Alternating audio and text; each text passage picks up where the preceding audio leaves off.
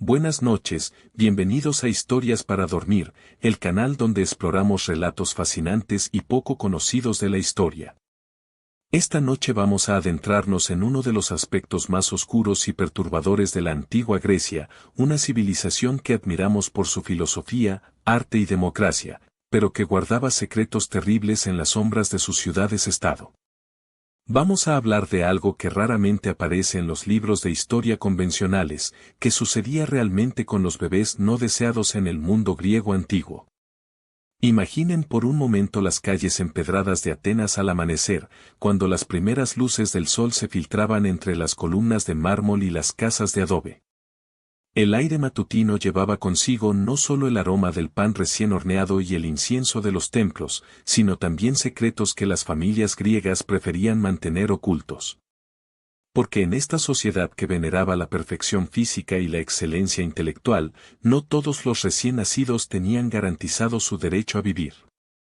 La práctica del abandono infantil, conocida como exposición, era tan común en la antigua Grecia que tenía su propio término técnico, ectesis.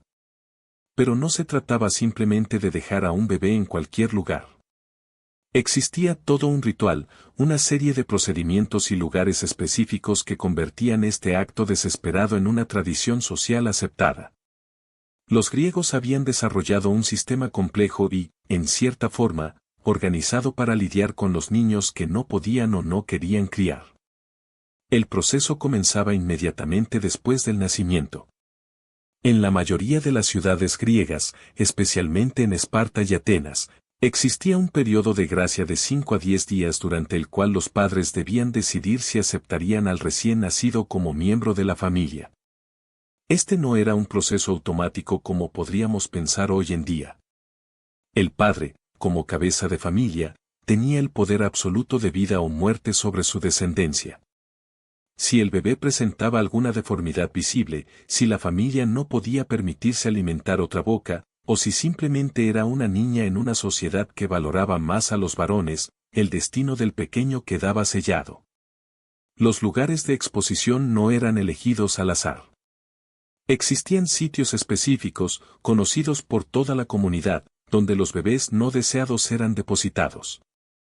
En Atenas, uno de los lugares más comunes era una vasija de cerámica llamada quitrá, colocada cerca de los templos o en las afueras de la ciudad. Estos recipientes, originalmente diseñados para almacenar granos o aceite, se convertían en cunas temporales para los abandonados. La elección de estos lugares no era casual. Al depositar a los bebés cerca de los templos, los padres transferían simbólicamente la responsabilidad a los dioses, como si dijeran que los inmortales decidan el destino de esta criatura. Pero aquí es donde la historia se vuelve aún más fascinante y perturbadora. Porque el abandono no significaba necesariamente la muerte. Existía toda una economía subterránea construida alrededor de estos bebés expuestos. Comerciantes de esclavos, familias sin hijos, e incluso proxenetas recorrían regularmente estos lugares de abandono, buscando niños que pudieran ser útiles para sus propósitos. Un bebé sano podía convertirse en un esclavo valioso, una niña hermosa podría ser criada para la prostitución, y ocasionalmente, una familia adinerada sin descendencia podría adoptar a uno de estos pequeños como propio.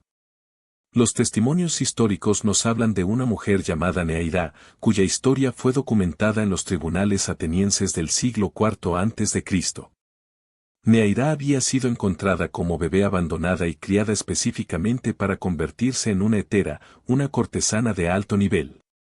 Su caso, aunque excepcional por haber llegado a los tribunales, nos da una ventana hacia el destino que esperaba a muchas de las niñas expuestas. Estas mujeres, educadas en música, poesía y conversación, ocupaban un lugar peculiar en la sociedad griega, eran esclavas, pero esclavas de lujo, con cierta influencia y poder económico. La situación en Esparta era aún más extrema y sistemática. Los espartanos habían convertido la selección de bebés en una política de Estado. Todos los recién nacidos, sin excepción, debían ser presentados ante un consejo de ancianos llamado la Gerusia. Estos hombres, veteranos de guerra y guardianes de la tradición espartana, examinaban minuciosamente a cada bebé. Buscaban signos de debilidad, deformidades, o cualquier característica que pudiera comprometer la futura capacidad militar del niño. Los que no pasaban esta inspección eran llevados a un lugar específico en el monte Taigeto, conocido como los Apotetai, literalmente el lugar del abandono. El monte Taigeto se alzaba imponente sobre la ciudad de Esparta, sus laderas rocosas y sus barrancos profundos guardando secretos terribles. Los bebés rechazados eran llevados allí por esclavos estatales, depositados en grietas naturales de la roca o simplemente dejados a merced de los elementos y los animales salvajes. Los arqueólogos modernos han encontrado en estas montañas restos óseos que confirman estas prácticas, pequeños esqueletos que testimonian la brutalidad de un sistema que priorizaba la perfección física por encima de la vida humana. Pero incluso en Esparta, donde la disciplina militar lo dominaba todo, existían matices en estas prácticas. Los bebés no eran simplemente arrojados al vacío.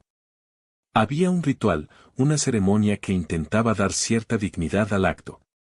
Los portadores pronunciaban oraciones a los dioses, especialmente a Artemisa, la diosa de la casa y protectora de los jóvenes. Se creía que si un bebé tenía la fuerza suficiente para sobrevivir una noche en la montaña, los dioses habían intervenido y el niño merecía vivir. Ocasionalmente, pastores o cazadores encontraban a estos supervivientes y los criaban como propios, aunque esto era extremadamente raro. La documentación histórica nos proporciona casos específicos que ilustran la complejidad de estas situaciones. Plutarco, el famoso historiador, relata la historia de un bebé espartano que fue expuesto por tener una pierna ligeramente más corta que la otra. El niño fue encontrado por un pastor que vivía en las montañas y criado en secreto. Años después, este mismo hombre se convertiría en uno de los guerreros más feroces de Esparta, compensando su defecto físico con una determinación y habilidad excepcionales. La ironía de esta historia no pasó desapercibida para Plutarco, quien la utilizó para cuestionar la sabiduría de un sistema que juzgaba el valor humano basándose únicamente en la perfección física. En Atenas, la situación era diferente pero no menos compleja. La democracia ateniense, tan celebrada por los historiadores modernos, coexistía con estas prácticas de abandono infantil sin aparente contradicción. Los filósofos de la época, incluyendo a Platón y Aristóteles, discutían abiertamente sobre la exposición de bebés como una herramienta necesaria para el control poblacional y el mantenimiento de la calidad ciudadana. Platón, en su obra La República, llegó a proponer un sistema estatal de crianza donde los niños serían separados de sus padres al nacer y solo los más aptos serían seleccionados para continuar viviendo. Aristóteles, por su parte, abordaba el tema desde una perspectiva más práctica en su política.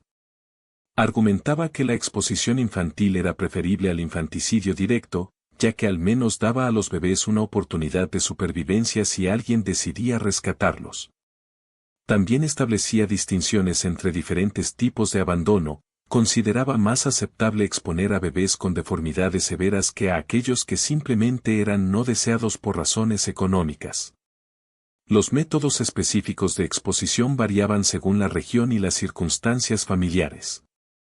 En las islas griegas, donde la supervivencia dependía en gran medida de la pesca y el comercio marítimo, los bebés no deseados eran a menudo colocados en pequeñas embarcaciones y dejados a la deriva. Esta práctica, conocida como entrega al mar, tenía connotaciones religiosas profundas. Los griegos creían que Poseidón, el dios del mar, decidiría el destino de estos niños. Si las corrientes los llevaban a una playa habitada donde alguien los encontrara, era señal de que los dioses querían que vivieran. Si desaparecían en las profundidades, era igualmente voluntad divina. Un caso particularmente documentado ocurrió en la isla de Lesbos durante el siglo V a.C. Un comerciante llamado Demetrio encontró a una bebé en una pequeña canoa que había encallado en la playa cerca de su casa. La niña llevaba consigo una pequeña tablilla de cera con inscripciones que indicaban su linaje noble y las razones de su abandono. Había nacido durante un eclipse lunar, considerado un presagio terrible. Demetrio decidió criarla como su propia hija, y la niña, llamada Thalassa en honor al mar que la había traído, se convirtió eventualmente en una reconocida poetisa. Su historia fue preservada porque sus poemas, que hablaban de su origen misterioso y su gratitud hacia el mar, se hicieron famosos en toda Grecia. Las razones detrás del abandono infantil eran tan variadas como complejas. La pobreza era, sin duda, el factor más común. Las familias griegas, especialmente las de clase baja, vivían en un equilibrio precario entre la supervivencia y la hambruna. Un bebé adicional podía significar la diferencia entre la vida y la muerte para el resto de la familia. Los padres se enfrentaban a decisiones imposibles. Alimentar al recién nacido podría condenar a muerte a sus otros hijos por inanición. Pero las razones económicas no eran las únicas. El género del bebé jugaba un papel crucial en estas decisiones. En una sociedad patriarcal donde las mujeres tenían pocos derechos y requerían dotes costosas para casarse, las niñas eran frecuentemente vistas como una carga económica. Los padres calculaban fríamente, criar a una hija significaba años de gastos seguidos por el pago de una dote sustancial, todo para que la niña eventualmente dejara la familia y se convirtiera en responsabilidad de otra casa. Los varones, por el contrario, permanecían en la familia, contribuían al trabajo y cuidaban de los padres en su vejez. Las supersticiones y creencias religiosas también influían en estas decisiones. Los bebés nacidos durante eclipses, terremotos o en fechas consideradas nefastas eran frecuentemente abandonados sin importar su condición física o la situación económica de la familia. Los griegos creían firmemente en los presagios y augurios, y un niño nacido bajo circunstancias adversas era visto como una potencial fuente de desgracia para toda la familia.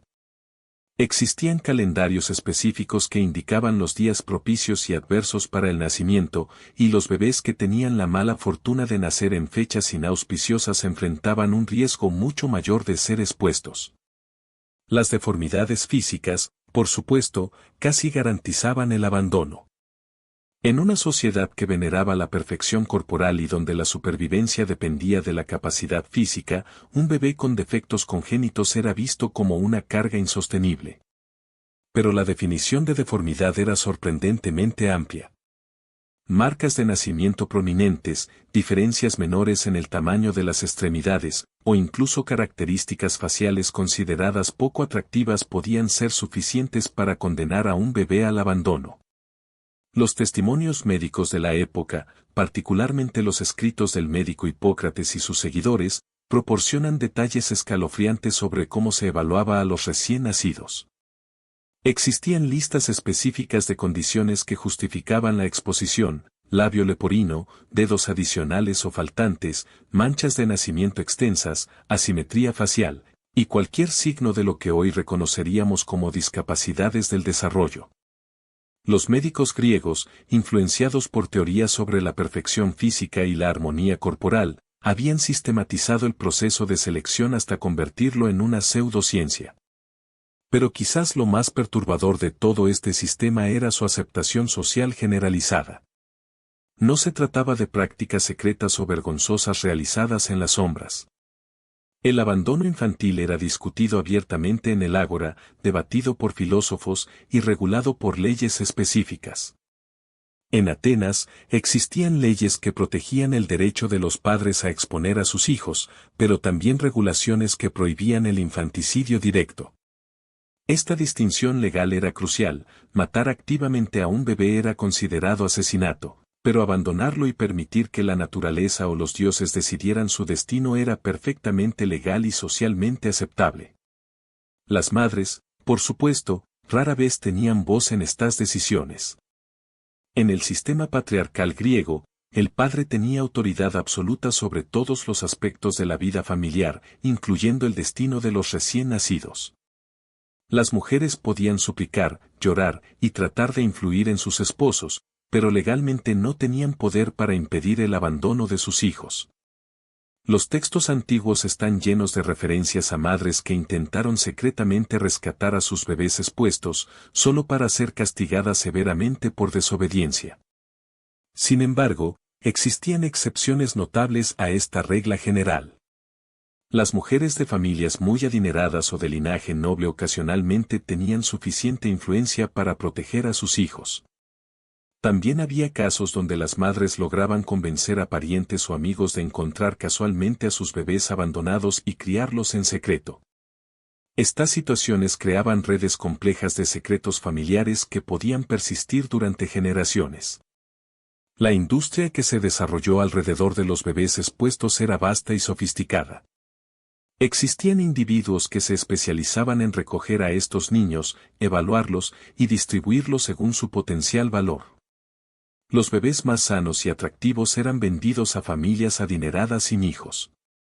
Aquellos con defectos menores pero que aún podían trabajar se convertían en esclavos domésticos. Los que mostraban signos de inteligencia excepcional podían ser entrenados como escribas o tutores. Y los menos afortunados terminaban en trabajos peligrosos como la minería o, en el caso de las niñas, la prostitución. Uno de los aspectos más fascinantes de este sistema era la existencia de criadores profesionales de bebés abandonados. Estas personas, generalmente mujeres de mediana edad con experiencia en el cuidado infantil, recogían a los recién nacidos expuestos y los criaban durante los primeros años de vida antes de venderlos. Mantenían registros detallados de cada niño, donde había sido encontrado, cualquier marca distintiva, y estimaciones sobre su linaje basadas en la calidad de las ropas o joyas que pudieran haber sido dejadas con ellos. Estos registros ocasionalmente permitían reunificaciones dramáticas años después. Existen casos documentados de jóvenes que, al alcanzar la edad adulta, lograron rastrear sus orígenes y confrontar a las familias que los habían abandonado. Algunas de estas confrontaciones terminaban en reconciliación y aceptación, pero otras resultaban en conflictos legales complejos sobre herencias y derechos familiares. El sistema también creaba situaciones paradójicas donde los abandonados podían terminar en mejores circunstancias que si hubieran permanecido con sus familias biológicas. Un bebé expuesto por una familia pobre podía ser adoptado por comerciantes ricos y recibir una educación superior a la que habría tenido acceso en su hogar original. Estas historias de ascensión social a través del abandono eran raras pero suficientemente conocidas como para alimentar esperanzas desesperadas en los padres que se enfrentaban a la decisión de exponer a sus hijos.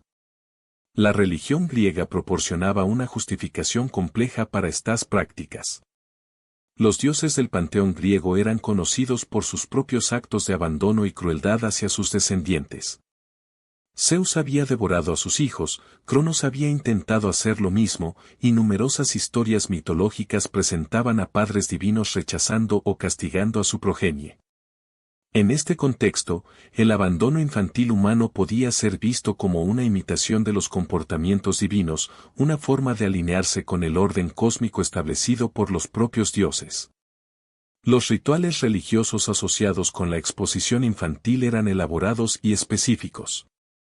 Antes de abandonar a un bebé, muchas familias realizaban ceremonias de purificación para limpiar la mancha de haber engendrado un hijo no deseado. Se ofrecían sacrificios a Artemisa, la protectora de los jóvenes, pidiendo que cuidara del niño abandonado o que le proporcionara una muerte rápida y sin sufrimiento. También se invocaba a Hermes, el dios de los viajeros y los límites, para que guiara al bebé hacia un destino apropiado. Algunos bebés eran abandonados con amuletos o pequeñas ofrendas destinadas a protegerlos durante su exposición. Estos objetos, generalmente pequeñas figurillas de dioses protectores o hierbas consideradas mágicas, reflejaban la ambivalencia de los padres, aunque estaban abandonando a sus hijos, aún esperaban que sobrevivieran y prosperaran. Los arqueólogos han encontrado numerosos ejemplos de estos amuletos en sitios de abandono antiguos, pequeños testimonios de amor y desesperación que han sobrevivido milenios. La documentación histórica también revela intentos ocasionales de reformar o limitar estas prácticas. Algunos filósofos y reformadores argumentaban que el abandono infantil debilitaba a la sociedad al desperdiciar recursos humanos potenciales. Propusieron sistemas alternativos como orfanatos estatales o programas de apoyo para familias pobres, pero estas ideas rara vez se implementaron a gran escala debido a los costos involucrados y la resistencia cultural. En algunas ciudades-estado, Se establecieron regulaciones específicas sobre cuándo y cómo podían ser expuestos los bebés. Estas leyes intentaban equilibrar los derechos parentales con consideraciones de orden público. Por ejemplo, se prohibía el abandono de bebés en lugares donde pudieran causar problemas de salud pública, como cerca de fuentes de agua o mercados de alimentos. También se establecieron periodos específicos durante los cuales la exposición era legal, generalmente los primeros 10 días después del nacimiento. El impacto psicológico de estas prácticas en la sociedad griega era profundo y duradero. Los niños que crecían sabiendo que habían sido elegidos para vivir mientras otros habían sido abandonados desarrollaban una comprensión particular de la fragilidad de la vida y la arbitrariedad del destino. Esta conciencia se reflejaba en la literatura, el arte y la filosofía griega, donde temas de abandono, búsqueda de identidad y reconciliación familiar aparecían frecuentemente. Las madres que habían perdido hijos por exposición a menudo desarrollaban rituales privados de duelo y memoria. Visitaban secretamente los lugares de abandono, dejaban ofrendas florales y mantenían altares domésticos dedicados a los hijos perdidos. Estas prácticas, aunque no oficialmente reconocidas, eran ampliamente conocidas y toleradas como una forma necesaria de procesamiento del trauma. Los efectos a largo plazo del sistema de abandono infantil en la demografía griega eran significativos. Las estimaciones modernas sugieren que entre el 10 y el 20% de todos los bebés nacidos en las principales ciudades griegas eran expuestos. Esta práctica contribuía a mantener poblaciones urbanas estables en un periodo donde los recursos eran limitados, pero también creaba desequilibrios de género significativos debido a la preferencia por abandonar niñas. La transición hacia el periodo helenístico y posteriormente romano trajo cambios graduales en estas prácticas. Las influencias culturales externas, particularmente de las tradiciones egipcias y persas que tenían actitudes diferentes hacia los niños, comenzaron a moderar las costumbres griegas más extremas. Sin embargo, el abandono infantil nunca desapareció completamente del mundo mediterráneo, evolucionando y adaptándose a nuevas circunstancias sociales y religiosas. La llegada del cristianismo eventualmente proporcionaría una crítica moral sistemática de estas prácticas, pero eso ocurriría siglos después del período clásico griego. Durante la época que hemos estado explorando, el abandono infantil era simplemente una realidad aceptada de la vida, tan normal como el matrimonio, la guerra o el comercio. Al reflexionar sobre estas prácticas desde nuestra perspectiva moderna, es fácil sentir horror y condena. Pero es importante recordar que los griegos antiguos enfrentaban realidades de supervivencia que son difíciles de comprender para nosotros. En un mundo sin sistemas de bienestar social, sin medicina moderna y con recursos limitados, las familias se enfrentaban a decisiones imposibles entre la supervivencia de algunos miembros versus la muerte probable de todos. Esta historia del abandono infantil en la antigua Grecia nos recuerda que incluso las civilizaciones que más admiramos tenían aspectos oscuros y perturbadores. La misma sociedad que nos dio la democracia, la filosofía, y el teatro también desarrolló sistemas sistemáticos para decidir qué vidas merecían ser vividas. Es un recordatorio sobrio de la complejidad de la naturaleza humana y de cómo las circunstancias pueden llevar incluso a las sociedades más avanzadas a tomar decisiones que desde nuestra perspectiva parecen inhumanas. Y con esta reflexión, llegamos al final de nuestra exploración de uno de los capítulos más oscuros de la historia griega antigua. Una historia que nos enseña sobre la fragilidad de la vida, la dureza de la supervivencia y la capacidad humana tanto para la crueldad como para la compasión en las circunstancias más desesperadas.